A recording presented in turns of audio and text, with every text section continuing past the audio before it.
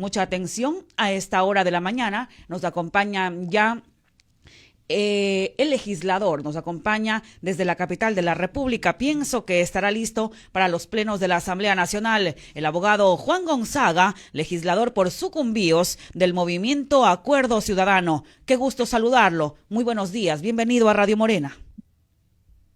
Gracias, querida Mayra. Muy buenos días. Un cordial saludo al pueblo guayaquileño y a todo el pueblo ecuatoriano. Muchísimas gracias por la invitación. Algunos temas se han tratado de forma trascendente en la Asamblea Nacional. Hablemos de las últimas leyes aprobadas. ¿Cuál es su posición respecto de la ley de fortalecimiento de las áreas protegidas? ¿Qué ha pasado? Cuéntenos, por favor, respecto de la agenda legislativa. Bueno, hay temas que requieren la imperiosa actuación del legislativo. Y dada cuenta de que en este caso quien actúa como legislador o colegislador también, siendo parte de este proceso del Ejecutivo, uno de los temas que nos habíamos trazado dentro de la Asamblea Nacional era precisamente como un eje temático el de seguridad ciudadana, pero a la par de aquello también el de desarrollo social. Cuando llegó este proyecto, inicialmente se trataba de recuperación, o al menos así fue la denominación, recuperación de áreas protegidas. Hoy como tal, se está hablando de una nueva denominación de la ley y se llama de fortalecimiento. Ahora, ¿por qué fortalecimiento? Primero porque nosotros reconocemos que en el espectro social, las áreas protegidas, los parques, las áreas biológicas, las áreas faunísticas, etcétera, todo ha sido parte de un cuestionamiento, y lo digo particularmente por lo que significa para nosotros la Amazonía, donde ha proliferado o se ha generado mayor incidencia respecto de la actividad de la minería ilegal. Y el propósito era inicialmente, tal y cual lo había dibujado, en este caso el presidente, combatir precisamente la minería ilegal como parte de un tema o de un eje temático de seguridad, el uno. El otro, dar cuenta del aprovechamiento o el fortalecimiento de estos espacios, de estas áreas, para generar actividades productivas sin afectar a la naturaleza. El tercero, dinamizar la economía a través precisamente de esta facultad que tiene el MAT, el Ministerio del Ambiente, para proceder en este caso a generar concesiones, no privatizar, concesiones en relación a todas las actividades que tengan por propósitos, en este caso, efectos productivos. Y la última, que también no es menos importante y es parte de este proyecto, que es dinamizar la economía en función de quienes se constituyen como actores de estos espacios llamados áreas protegidas. Son las 7:10. Un abrazo reiterado para nuestros hermanos en esta su provincia. Abogado Juan Gonzaga, hoy ya en funciones. Recuerdo las charlas que tuvimos previo a este proceso electoral y decía en aquel momento, Roberto Figueroa le saluda. Qué bien, Roberto, ¿no? buenos días. La aspiración de el candidato de el movimiento, recuerdo, ciudadano, ¿no? Que nació, Acuerdo Ciudadano. Movimiento Ciudadano, Correcto. que nació con la inspiración de encontrar un espacio para legislar en el reconocimiento a los residentes amazónicos, buscar exoneración de impuestos para el agro amazónico, el tratamiento prioritario para las situaciones que viven nuestros hermanos en estas regiones orientales, en la Amazonía, desde donde sale mucho de la riqueza natural para nuestra sociedad, pero desatendidas. ¿Cómo le ha ido en estos primeros tiempos? Además, recuerdo con claridad, nos acercó usted su aspiración de buscar promover políticas de largo aliento para fomentar empleo, lograr el despertar de esa provincia amazónica y los créditos preferenciales, porque se han tratado temas en la Asamblea, no sé si ha logrado por lo menos en algo, como dice el pueblo llano, este monitoreo que le hacemos, este escrutinio. Nosotros nos sometemos, lo dice la Constitución, al escrutinio, y qué mejor la rendición de cuentas. Un abrazo a los hermanos amazónicos, a la provincia de Sucumbíos. Están escuchando a su legislador, a su representante, el abogado Juan Gonzaga, aquí en Radio Morena.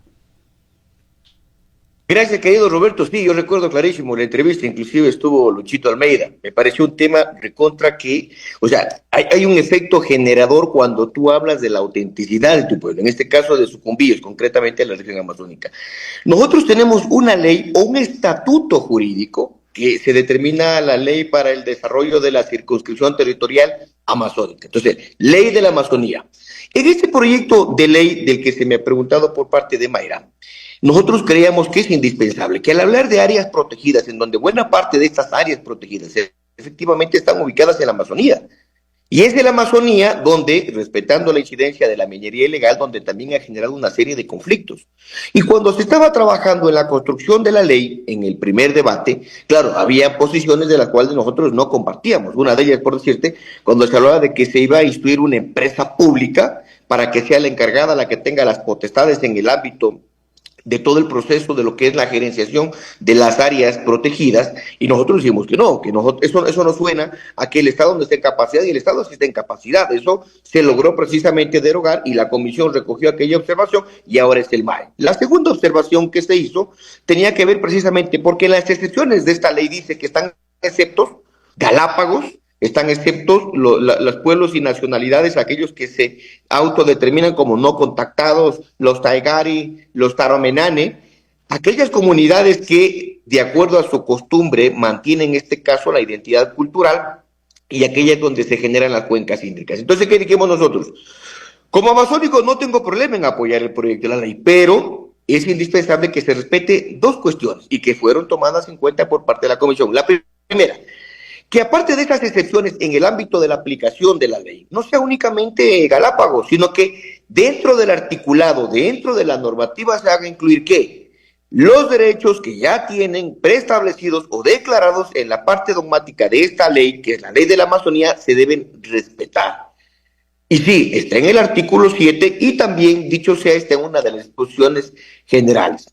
Primer observación. Segunda observación, que había una serie de cuestionamientos. Yo respeto mucho la identidad en cuanto a los procesos de las nacionalidades, tanto de mi provincia, tanto de la Amazonía. ¿Y qué va a pasar con la consulta prelegislativa? ¿Qué va a pasar con la consulta previa informada? ¿Qué va a pasar con el reconocimiento de la cultura? ¿Qué va a pasar con la preferencia para que dentro de los posibles procesos de contratación de guardabosques sean precisamente los guardianes, en este caso naturales, los habituales, que son los de nacionalidad? Entonces dijimos, no hay problema, apoyamos la ley, pero queremos que se ponga el respeto de todos los derechos colectivos que están previstos en el artículo 57 de la Constitución para las nacionalidades, y que se incorpore el reconocimiento de lo que significa la ley de la Amazonía. Y ahí sí, claro, pues Roberto, nosotros hablábamos de que en nuestra ley la Amazonía dice que la Amazonía tendrá derecho para fortalecer o para compensar la inequidad que tenemos con la costa y con la sierra, créditos preferentes, estímulos para fomentar el agro y el turismo. Y cuando yo reviso esta ley, claro, en efecto aquí sí dice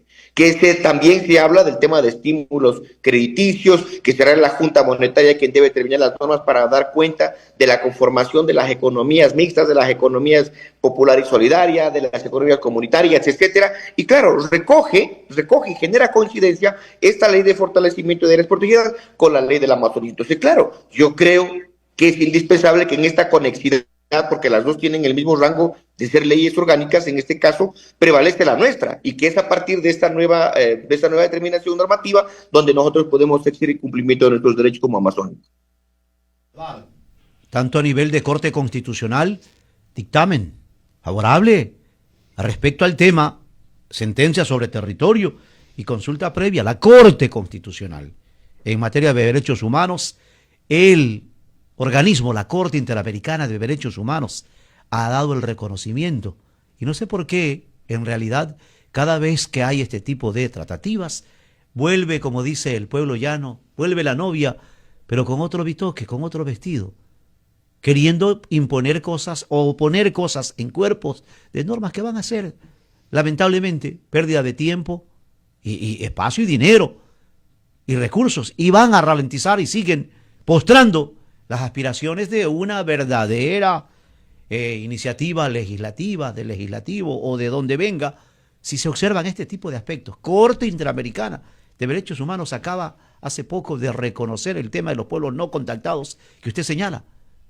En el Ecuador, Corte Interamericana, y no sé qué le pasa a ciertos legisladores, como que no están en la onda, dice el pueblo llano. A ver, yo creo que hay dos criterios. Yo leí precisamente porque te estás refiriendo al pronunciamiento precisamente del pueblo Tagari y de Taranomenane. Ayer en Colombia, inclusive, ya se pudo establecer en este caso el reconocimiento de los derechos de las nacionalidades. Pero yo quiero particularizar en los siguientes elementos. Primero, que esta ley no pretende jamás desconocer, en este caso, las garantías colectivas que tienen en este caso las comunas, comunidades y nacionalidades. Me parece que no es absoluto para nada. Hay una determinación que inclusive en nuestra provincia, te comento esto, Roberto, porque cuando el MAE en aquel entonces sacó un acuerdo ministerial 80, fue precisamente la Corte Constitucional la que derogó este acuerdo o declaró inconstitucional este acuerdo ministerial, porque el propósito era de que se respeten precisamente este tipo de garantías. Y este tipo de garantías han sido observadas por parte de la Asamblea Nacional, porque la idea no es generar una antinomia o una contradicción entre los principios que están preestablecidos como reglas, principios o principios, reglas en relación a las reglas de una ley orgánica, porque nunca va a prevalecer. Ahora, que genere una contradicción respecto de cuál es la inmediatamente aplicable, lógicamente, jerárquicamente, de acuerdo al 424 de la Constitución, siempre va a ser, en este caso, los postulados que establece la Carta Constitucional y que en armonía con los instrumentos del derecho internacional público efectivamente van a generar mayor incidencia que una ley. Pero te digo, o sea, yo respeto mucho que en este proceso, como auténtico demócrata, de que no todos pensemos igual. Y esta determinación de que no todos pensemos igual se da precisamente cuando encima del Poder Legislativo se encuentra la Corte Constitucional para realizar este tipo de control respecto de si por la forma, respecto de que si por el fondo. Pero mi precisión como legislador y responsablemente en relación a cómo se ha construido esta norma, cómo se ha debatido, cómo se ha generado incidencia y participación, por el caso mío en concreto, te digo que sí, yo sí he participado, sí he propiciado y generamos mucha incidencia. Es más, el bloque de Pachacuti, que posiblemente pudo haber sido uno de los que generó o genera mayor incidencia por la identidad cultural, ideológica que tiene en política en relación a los pueblos que representan. Fue uno de los que también mantuvo una posición firme en decir que esta ley reconoce los derechos colectivos, y la idea es esa, que si somos observados por parte de la Corte Constitucional en cuanto a la determinación del fondo, ¿no es cierto?, es un tema que lógicamente tendrá que discutirse en ese escenario, pero nosotros, en relación a las determinaciones y a las demandas que pone de manifiesto el país, creo que hemos cumplido a cabalidad. Porque incluso esta existencia hoy, vigencia de la justicia constitucional, en el orden constitucional, tanto el control difuso, abstracto, concreto, como se le deba dar desde el más alto tribunal, hoy dice que todo acto de orden público tiene que ser observado y tener el cuidado del caso cualquier otro acto de orden público, porque cuidado se afecta estos elementales derechos y garantías fundamentales de los pueblos y nacionalidades. Habrá que estar muy atentos. Entonces, abogado Juan Gonzaga, al miramiento, como debe de ser para que haya. Por eso es que abrimos los espacios en Radio Morena, para que cada uno de los protagonistas de este tiempo, no todo en la función legislativa es escándalo, no todo debe ser así, no se tiene que arrinconar, no se debe generalizar. Hay momentos en donde debe de jugarse el rol, como usted bien señala, el orden jerárquico de aplicación de norma. Si hacemos esta tarea en apego, en sujeción a la normativa constitucional y legal, tendremos mejor producción en el orden de legislación en el país. Así es, indudablemente que así es. Yo creo que hay una responsabilidad política y de quienes asumimos esta responsabilidad a través del debate, de la generación de coincidencias, siempre va a generarse, y también las diferencias, por cierto, también va a generarse esta discusión, pero creo que en el orden de la responsabilidad política, creo que debemos adecuar el entendimiento de lo que es lo que generalmente trasciende en una mayoría. No tampoco por esto se está pretendiendo desconocer los derechos de la minoría, creo que de eso trata, y el control de pesos que tiene en este caso, concretamente en la Corte Constitucional, pues sí, yo creo que es parte de aquello del entendimiento de un Estado de derecho, de justicia social. Con 22 minutos, legislador, esta mañana se conoció que la Asamblea Nacional recibirá hoy al sentenciado Daniel Salcedo, y es que, como ha dicho que va a hablar y va a entregar información, la Comisión de Fiscalización ha planteado recibirlo hoy, jueves 17 a las 4 de la tarde con 15 minutos. ¿Cuál es su apreciación al respecto? Y le pregunto porque algunos hablan, incluso algunos analistas han planteado los intereses de quien dirige el Estado y que tiene inconvenientes, por decirse de alguna manera, con el alcalde de Guayaquil. Daniel Salcedo habría dicho, habría planteado, habría sacado inclusive una fotografía con el alcalde de Guayaquil, Aquiles Álvarez, y es convocado hoy a la Comisión de Fiscalización. ¿Cuál es su criterio al respecto? Bueno, Yo no soy parte de la Comisión de Fiscalización, pero entiendo que el reconocimiento mío también puede ser inclusive en este tipo de comparecencias con derecho a voz y no a voto. Cuando esta percepción que pasa de lo jurisdiccional y pasa a lo político, indudablemente que la relación de la competencia que tiene exclusivamente la Asamblea Nacional en relación al control político y a la de fiscalización respecto de quienes ejercen la administración o son parte de la administración pública, evidentemente que tiene que ser con un propósito conforme lo determina su rol, en este caso de la Comisión de Fiscalización, para que sobre la base de aquello se pueda determinar si vale sí o no, en este caso, la iniciación de un proceso respecto de actos que están dentro de su competencia. Pero, indudablemente que la percepción que podría tener cualquiera, en este caso el señor alcalde, parecería predecir de que se está utilizando, o en este caso tratando de argumentar una falacia respecto de un hecho que posiblemente no nos compete a nosotros dentro del establecimiento de la responsabilidad penal, de la responsabilidad jurídica, que ese es otro tema.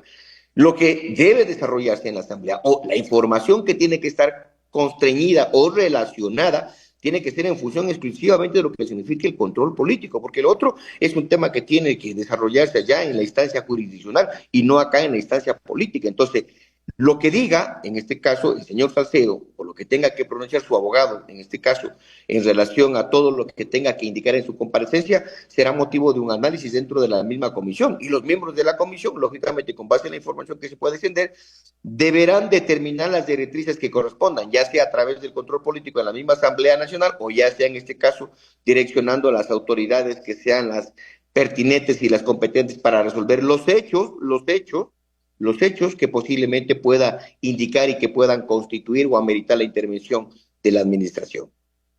7:24. Usted es abogado, el abogado Juan González, y acaba de decir, yo no soy parte del CAL, pero este tema que le voy a plantear es de alta impacto y sensibilidad para una sociedad. Según lo que vi y pude observar, el CAL no ha admitido, el Consejo Administrativo de la Legislatura, el día de ayer, 16 de julio, el proyecto de reforma, lo que pretendía el asambleísta Santiago Díaz, y que ha tenido esta denuncia, se ha hecho pública recientemente por una presunta, insistimos, por eso la sensibilidad cuando se trata de este tipo de temas. E incluso había quienes, o hay quienes, se atreven a señalar que esto es en apego a la sentencia número 13-18 CNE/21 que absolvió la Corte Constitucional.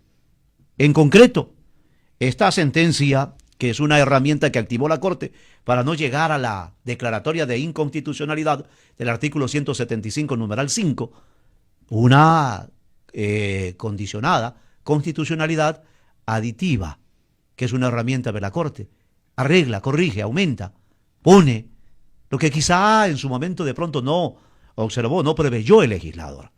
Con eso, el tema es tan sensible, según lo que he visto. La pretensión del asambleísta era bajar. En aquel momento la Corte resuelve sobre el consentimiento en temas, en actos de esta naturaleza, del adolescente. Adolescente, que es una cosa muy distinta. Dicen que, según publicaciones, la aspiración del asambleísta Díaz Asque era de bajar el tema. Y parece que por estas razones, ha explicado el CAL, no lo ha admitido a trámite este proyecto de ley. ¿Qué conoce usted y qué nos puede decir, asambleísta, para la finalización de este diálogo? Este tema debe ser abordado ampliamente para beneficio de la sociedad ecuatoriana en general. Por supuesto que sí. A ver, Roberto, parte de las fuentes del derecho precisamente es la costumbre. Yo creo que el legislador Díaz, a los que persuadió la promoción del proyecto, era basándose en la costumbre como fuente del derecho. Hay costumbres buenas y hay costumbres malas.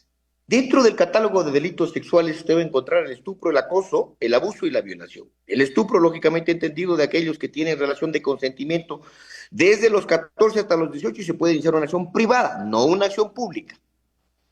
Que en aras de esta determinación de un delito privado, sí, la Corte Constitucional habló del tema de la ejercitación de los derechos de sexualidad de los adolescentes, pero hay que entender algo tan claro que tenemos en nuestra sociedad respecto del problema y el grado de vulnerabilidad que tiene en este caso la adolescencia, ¿no? Particularmente aquellos que están comprendidos entre los 14 y los 18 años. Actualmente, uno de los problemas que más aqueja precisamente es aquel en el cual este grupo humano está relacionado con ser víctimas, ¿no?, del reclutamiento de los grupos armados.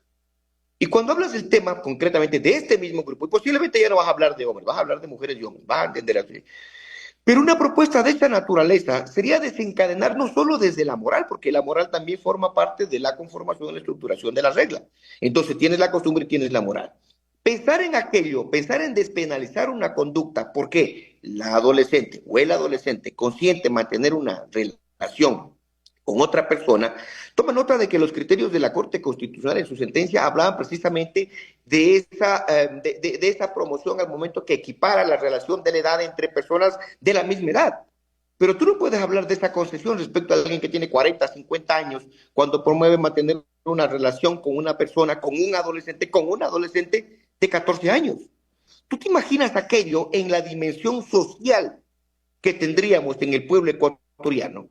Cuando permites que a través de la norma generas en este caso este tipo de concertaciones que si bien posiblemente podrían ser admitidas por una parte de la población, no podemos admitir en este caso como legislador. Yo no soy parte del CAN, tú lo has dicho, tampoco fui parte de la Comisión de Fiscalización por el tema del Salcedo que me preguntas. Pero si yo fuera la posición de los compañeros del CAN, lógicamente este proyecto de ley, si bien en la procedencia de lo jurídico, en la procedencia de los pronunciamientos del máximo órgano de justicia, podría proceder. Mi criterio es que desde la moral y desde la construcción de una sociedad donde impere la ética, lo moral, las buenas costumbres, no puede generar incidencia jamás en alterar lo que ya tenemos concebido nosotros como tal, como reglas de comportamiento de las personas. Entonces sí, mi criterio es que este proyecto, si bien la relación consensuada podría preestablecerse como un delito de acción privada, no podría en este caso despenalizarse respecto del consentimiento que pudiera tener una persona para otorgar en este caso la capacidad de mantener relaciones sexuales con otra persona mayor. Entonces,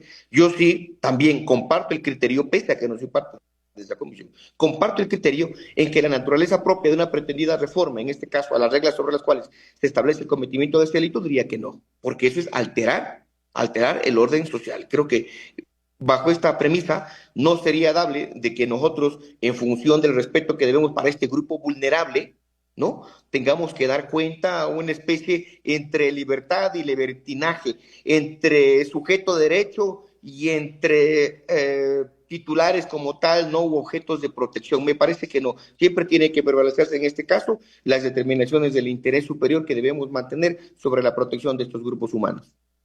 Son las 7:30 a.m. Queremos agradecerle a usted, pero oiga, no quiero dejarle ir sin antes preguntarle, ¿se hicieron o no se hicieron públicos los nombres? Sabemos que hay la lista, pero que estaban tapados los nombres. ¿Se hicieron públicos o no los nombres de los vinculados a los legisladores compuestos en la Asamblea Nacional? ¿Usted no tiene familiares trabajando en la Asamblea?